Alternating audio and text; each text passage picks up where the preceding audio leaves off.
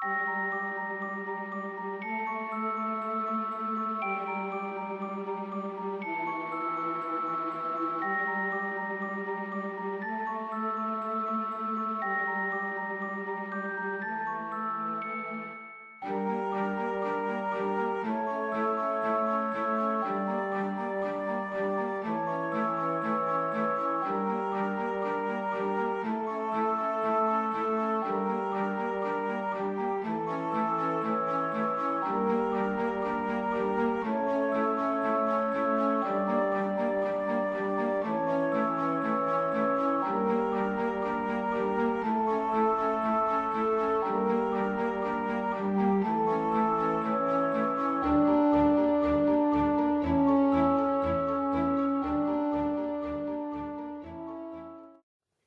y a un laxisme comme celui que vous avez pu voir.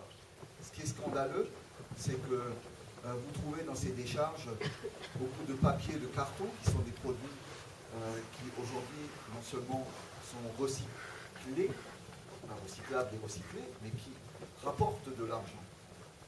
Vous y trouvez des déchets qui ne devraient jamais se trouver là, des déchets toxiques.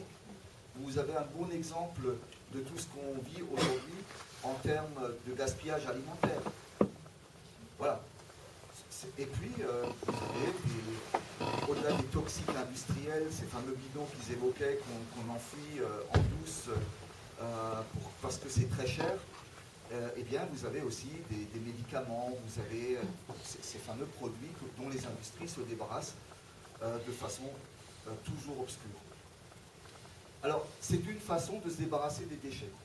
Il faut savoir aussi que chaque année, des dizaines de navires disparaissent en Méditerranée et ailleurs. Ce sont de vieux rafiaux qui sont chargés de déchets et qui partent et qui ne reviennent pas.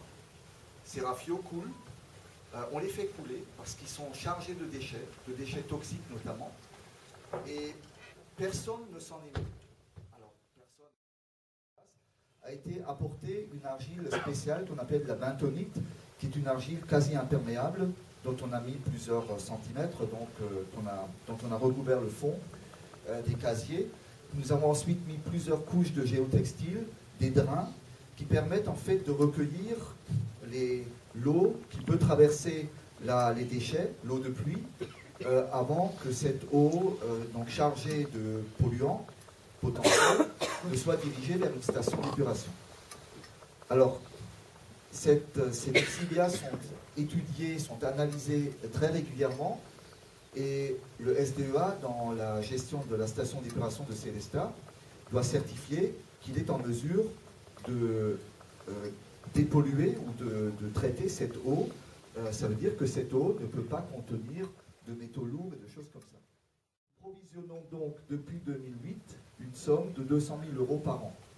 Ça veut dire que sur votre facture, vous avez un petit impact, puisque ces 200 000 € sont répartis sur les 125 000 habitants d'Alsace centrale. Ça fait un peu plus d'1 € par habitant par an. C'est destiné à mettre de côté une somme qui permettra, dans 10 ans, 20 ans, etc., de commencer à gérer la post-exploitation, c'est-à-dire à surveiller la décharge, à intervenir aux besoins.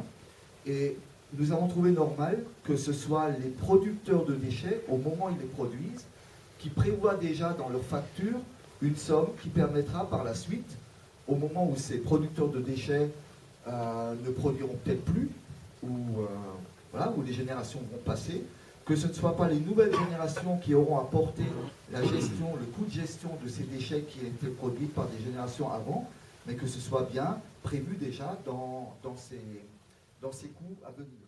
Voilà.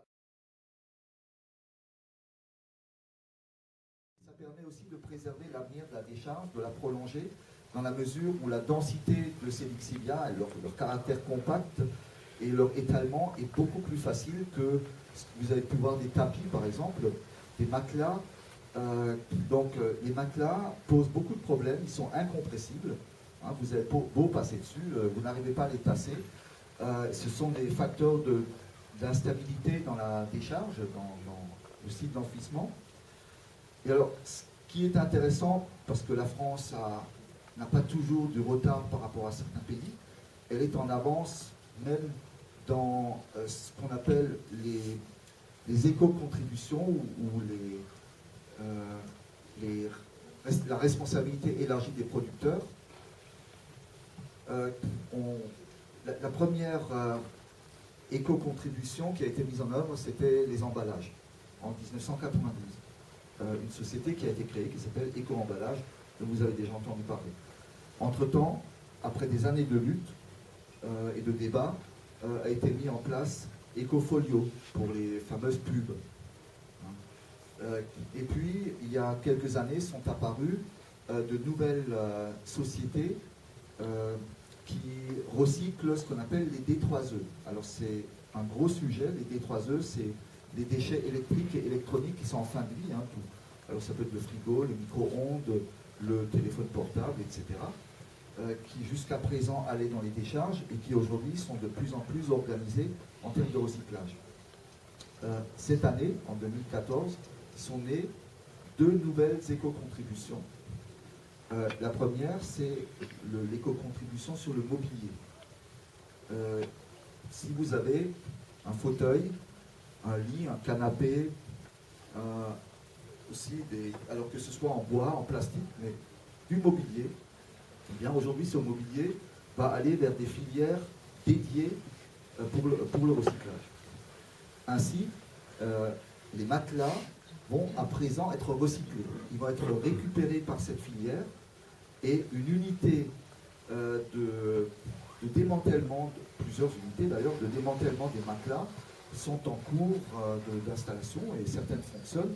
Et donc ces matelas sont aujourd'hui repris par une filière et recyclés. Vous, en contrepartie, au moment où vous allez acheter un matelas, vous allez payer une petite somme. Et cette éco-contribution, eh bien, elle est destinée à payer et la collecte et le retraitement de ces matelas et autres mobiliers. Et la deuxième filière qui s'est mise en place cette année, elle balbutie encore un peu, mais elle va monter en puissance, c'est la filière qui s'occupe des déchets dangereux, des ménages. Donc tout ce qui est solvants, phytosanitaires, peinture, etc., qui sont récupérés et qui jusqu'à présent étaient à la charge du SMICTOM, qui les dirigeait vers des unités spécialisées, qui incinèrent à très haut niveau de température, ce qui coûte très très cher. Et aujourd'hui, donc, une filière a été créée qui va récupérer de plus en plus ces produits et qui va les diriger vers des filières spécialisées où une partie va pouvoir être récupérée, l'autre partie étant détruite toujours encore par incinération. Et vous allez aussi payer une contribution.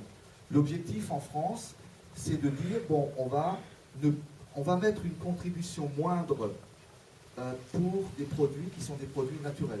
Quand vous allez acheter une peinture qui ne contient pas de solvants ou d'éléments toxiques, eh bien, l'éco-contribution va être faible. Si vous achetez des matériaux qui contiennent plus de polluants, l'éco-contribution va être plus élevée. C'est aussi un levier qui cherche à faire passer la responsabilité du contribuable au consommateur.